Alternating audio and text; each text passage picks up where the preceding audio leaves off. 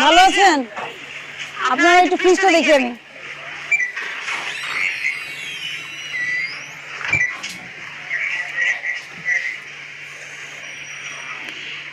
তো 2 মাস করে মেয়াদ দিচ্ছেন, মেয়াদ উৎপাদনের মেয়াদ হতে কত 2 মাসের মধ্যে ব্যবহার করতে হবে। খাবারের জিনিস, দই, মিষ্টি এগুলোকে 2 মাসের মেয়াদ হয় কোনোদিন? আপনি কি কিসের ভিত্তিতে 2 মাসের মেয়াদ দিচ্ছেন?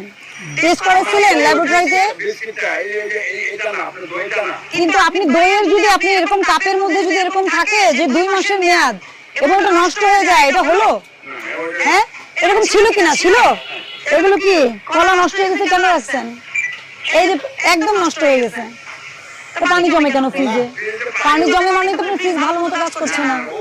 অনেক অপরিষ্কার অপরিচ্ছন্ন। এগুলো কি ওইসব পলিথিন কি? এগুলো আপনি এগুলো দেখছেন অবস্থা? তাহলে আপনি ফেলে দিবেন, নষ্ট হয়ে গেলে তো ফেলে দিবেন। ফেলে দেওয়া উচিত।